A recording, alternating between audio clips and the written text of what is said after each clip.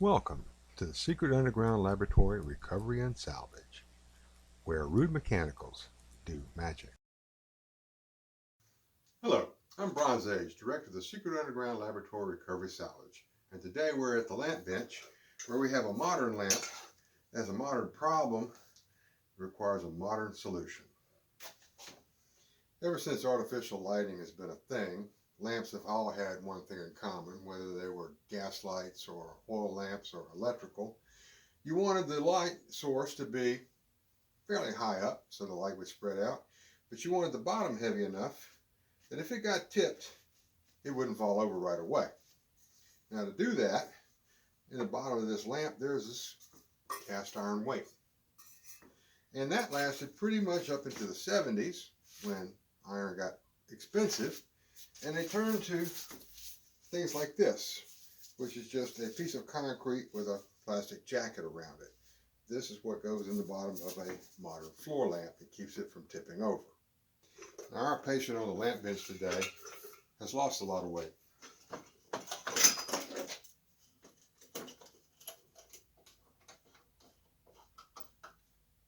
This is all that remains of the weight. A few pieces of plastic and a little bit of concrete dust. The reason it's so wobbly is because the pipe goes through the weight, and once that the weight is gone, the pipe's got about 2 or 3 inches of slack.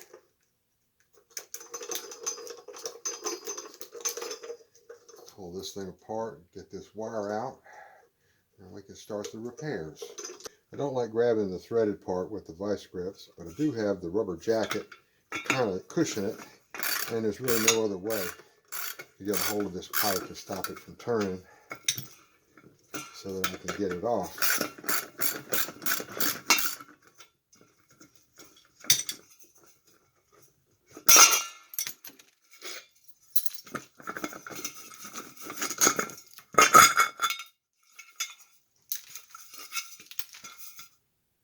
The original weight would have held the shell up a little so that you would have the plastic of the weight on the floor instead of the sharp edges of the sheet metal. And so to take care of that problem, I'm going to put in a piece of plywood down here in the bottom. I don't want the concrete to stick to the base, so I've cut a piece of plastic out from a trash bag, and that's going to line it. I have a sleeve here with a couple of washers on top and bottom. That'll protect the pipe nipple itself from the concrete. And then the final piece is this piece of plywood, which has a slot cut in it for the cord. And that will fit in there like that. And that piece there, which will be trimmed off to the right size. And that's the way it's going to go. Now I'm going to mix the concrete off camera because I don't expect that to go easily. And I don't think it makes good video. Okay. That was about as much fun as I thought it was going to be.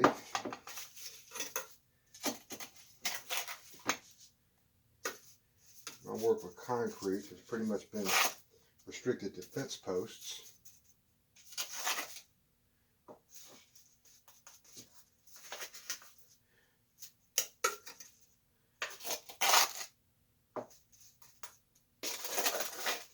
And I hope I have enough here. If I don't, I'll just have to go back and mix up another batch and put it on top, which clearly I'm not going to have enough.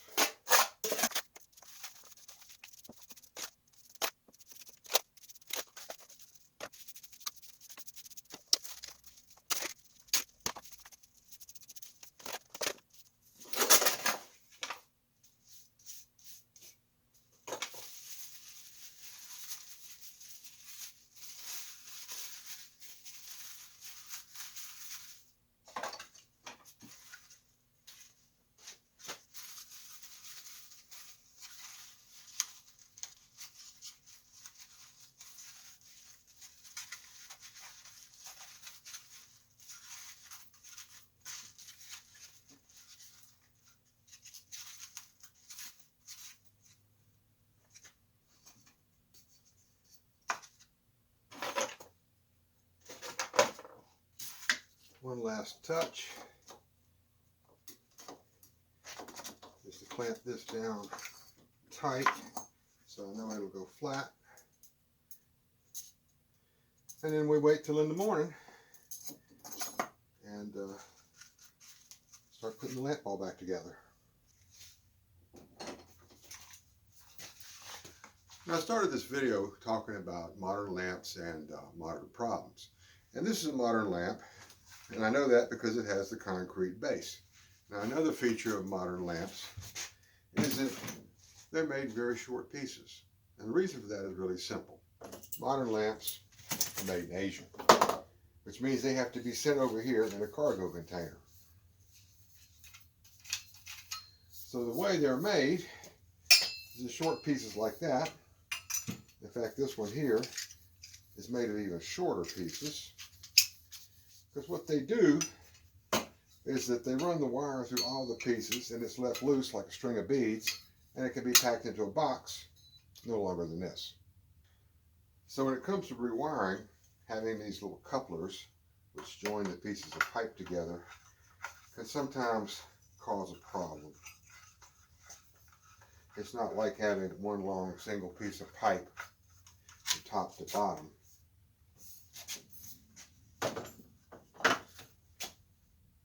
Now I could run the wire through here with it disassembled and put it together like a string of beads, but I prefer to use the mechanics wire, fishing wire, sometimes called baling wire. I put a little small loop on the end of it right there so that it will tend to bounce around any of the restrictions. And I feed it through here, wiggling it around.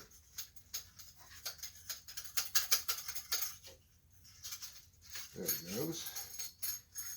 Until I've got it almost all the way up to the top. And I'm pretty sure I'm not going to be able to get it through that little small piece of pipe. But that's not a big problem.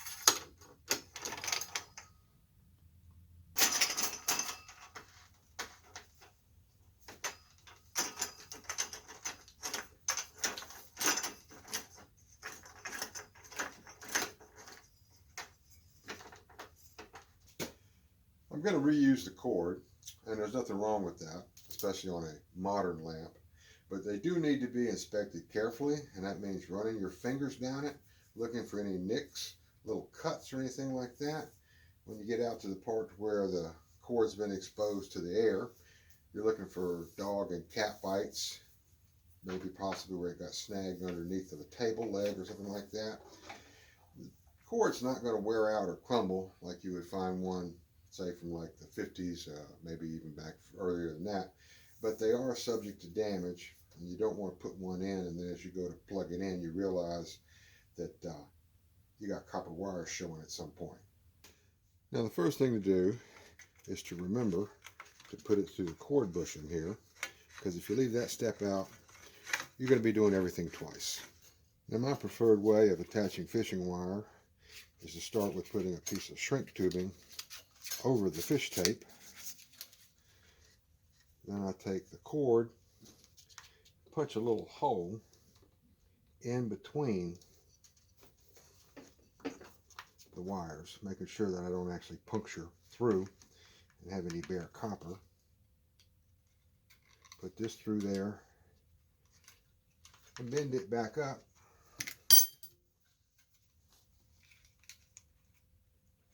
Get it down nice and tight and smooth.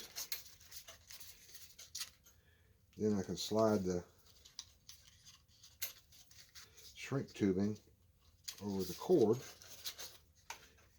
and when I heat that up I'm going to have a nice smooth wire, which I hope will not snag on anything inside the pipe.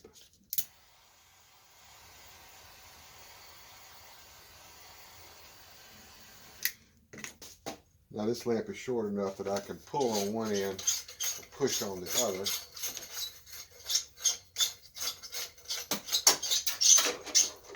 And everything goes well. It comes out the other end without snagging.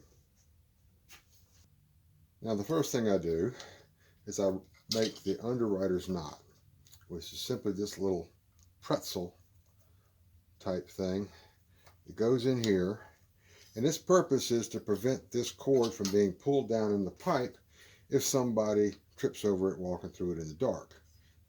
If that happened and the wires pulled out from underneath the screws, you'd have two live wires inside of a steel pipe, and the person who goes to pick it up is going to get a nasty surprise. Now, the second important thing is that lamp wire sold in North America has a smooth side and a ridge side. The sockets have a silver socket, silver screw, and a brass colored screw, which in this case is not very brassy looking, but you can tell the difference. The smooth wire always goes underneath the brass colored screw. And that again goes back to a safety thing. Whereas if you come into a dark room and manage to not trip over the cord, and you reach up into the lamp to try and turn it on, but there's no bulb touch the shell. And if this is wired correctly, with the smooth wire on the brass screw and the ridged wire on the silver screw, then you're not going to get shocked.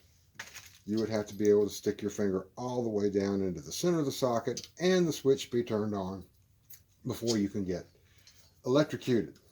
Now, how often this problem comes up, I'm not sure, but that's the way we deal with it. European and some other countries, they have totally different ways of doing it. And sometimes people on YouTube are curious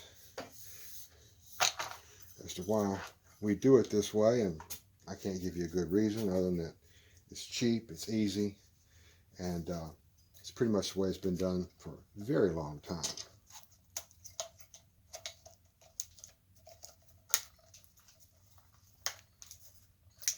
And when you snap together back a shell type socket like that, you should be able to pick it up and shake it and it not come loose.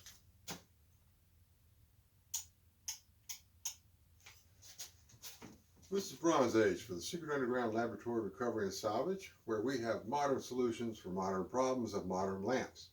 And I thank you for sitting through this video. I would really appreciate it if you would click the thumbs up button. Subscribe if you haven't already. Questions, comments are welcome. I answer all, respond to all. And frankly, that's not really tough because I don't get that many. But I appreciate them all the same. So again, thank you for watching.